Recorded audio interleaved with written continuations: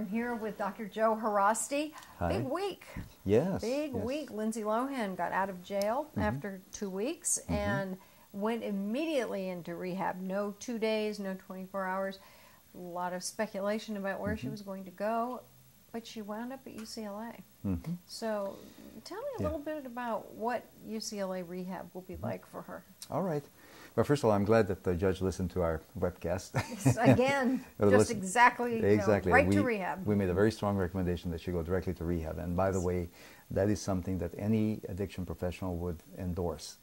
Having participated just this past week on Celebrity Rehab with Dr. Drew, we had that issue with several of the patients as they were about to reach graduation.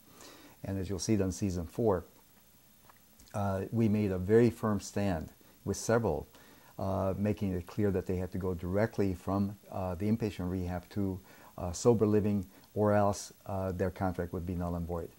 So, i.e. that they wouldn't get paid. So it's a very, very important part of rehab that you're not done when the inpatient phase is over, or in this case, once the jail stint is over. And Lindsay was very fortunate that she only had to spend actually 13 days and a few hours in the Linwood Detention Center. And then she was able to then go directly to the UCLA rehab.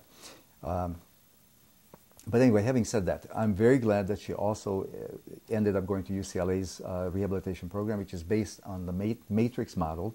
This is a 12-step approach, and UCLA's program, it really has one of the best, it's really one of the best programs in the country. The people there are seasoned veterans at what they do.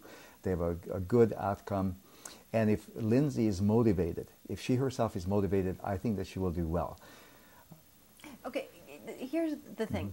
When right before she was released, there was talk about Judge Revelle had said no, she's going to go to Morningside, which is a private rehab center in Newport Beach, and the director of that center, Dr. Gates, had said that he could assure the court that Lindsay would be kept away from the public, that he could absolutely put her in a bubble better than anyone else could, and that even though it's a private rehab and that it has some fairly, I don't want to say luxurious, but nice appointments, that it would still be in many ways better than UCLA or one of these other places, simply because he could guarantee she wouldn't be contacted by the outside world.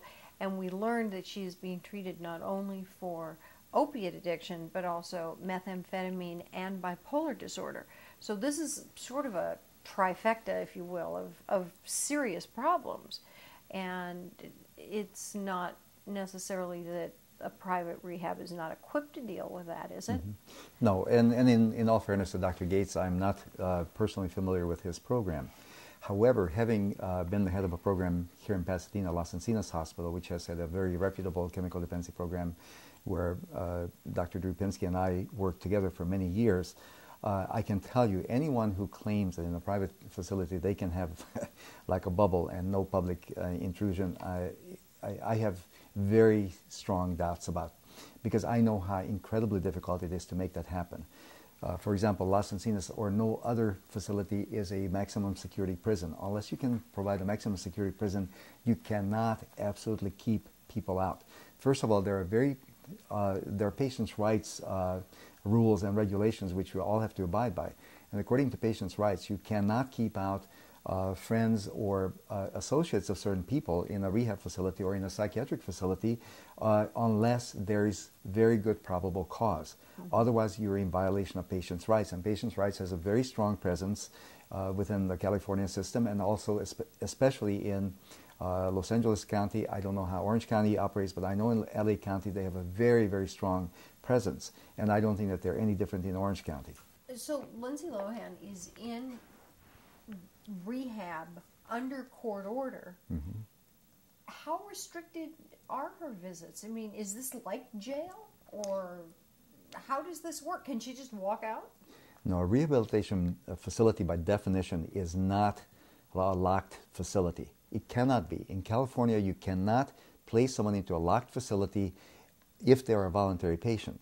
Now, you say, okay, well, she's not voluntary because she's there by court order, but she's in a rehab facility and not in a psychiatric facility, okay? So if she's there primarily for rehab, for chemical dependency treatment, that by definition is not a locked facility. But if they're treating her for bipolar disorder, could that be how they get around it? It may be. Again, if her primary diagnosis is bipolar disorder and not opioid dependency or methamphetamine addiction, then she could be admitted to a psychiatric, to the psychiatric wing, say at UCLA MPI, and then be on a locked unit for the duration of this 90 days. But then I don't know how in the world she's going to get the proper chemical dependency treatment, because a psych unit is not an appropriate place for someone who has a chemical dependency problem and someone who is clearly not in an acute bipolar state, which Lindsay was not, just from what I saw based on her demeanor within the courtroom. She was not in an acute manic state. She was not acutely psychotic.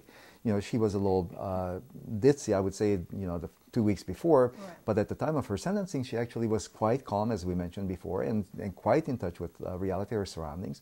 So she may have a bipolar disorder as part of her diathesis, as her illness, but she was not in an acute active state of it at the time of her sentencing.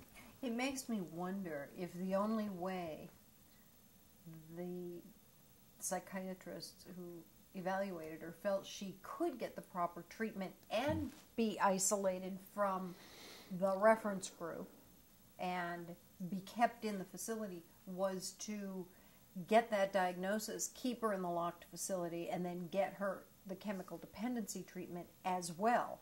Maybe that's I mean, this is all speculation, yes, but it kind of makes a little bit of sense. Yes. It sort of gives you a trail. Yeah. And actually, we have done that previously at Las Encinas when we had a court-ordered person who had to be in a locked situation for the duration of their stay.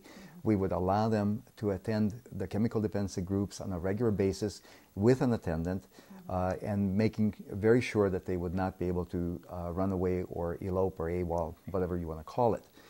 But just so everyone knows, just because Lindsay is there by court order, it doesn't mean that she couldn't just walk out unless it's a locked facility. And that might be the reason for treating Right. her, the psychiatric portion of this. Exactly, exactly. Well, it's been very quiet. We've heard nothing. I'm sure that in the next few weeks we'll hear something from someone. Right. And hopefully she's getting the treatment she needs. Yes, I really do too. I very much hope for her. I'm pulling for her. I think that if she has a proper treatment where she is taught about relapse prevention, if she's given education about her disease, if there's appropriate family involvement, and if she receives intensive individual psychotherapy together with whatever therapy, I think that there's hope for her.